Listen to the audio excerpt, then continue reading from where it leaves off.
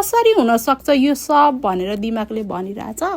मनले चाहिँ फेरि पुरा हुन्छ आँट्यो भने हुन्छ भनिरहेछ। झन् त्यसमा निर्मल इजहार र पुनममाथि भएको विश्वास हो के सबभन्दा ठुलो कुरा होइन। अनि यति अग्लो सिँढी है, कति लामो बाटो यार, त्यो त भनौँ न सोच्दाखेरि नै चक्कर आइरहेको थियो के। अनि हामी त यति उचाइमा कहिले चढेका पनि थिएनौँ। अनि माथि पुगिसकेपछि त ओ माई गड कस्तो रिङ्गाट आइरहेको थियो के, त्यस्तो भइरहेको थियो हामीलाई चाहिँ। अनि पहिला एन्जललाई पुगाउने भनेर एन्जललाई लगेको, एन्जल त सक छ, तपाईँले देखिहाल्नु भयो होइन सुरुमै उसको रियाक्सन। मतलब ऊ चाहिँ लड्छु कि अब कता लड्यो भने त फेरि त्यहाँ लड्यो होइन, आफू कति ब्यालेन्स हुँदैन। अनि यति उचाइबाट लड्यो भने त फेरि गयो मान्छे है।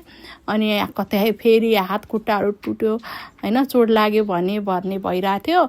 अनि पहिला एन्जललाई पुगाउने अनि बिस्तारै अरूलाई पनि लग्ने भनेको। अब फेरि भाइ म तिनैजनालाई यति माथि लगेको हेर्नुहोस् त, यो तलदेखि होइन। अनि पुरा भिडियो हेर्न चाहिँ हजुरहरूले हिरा बोहरा युट्युब च्यानलमा जानु होला, बायोमा लिङ्क छ होइन टिकटकको र फेसबुकको चाहिँ यही भिडियोको माथि राखेको छु निलो कलरको।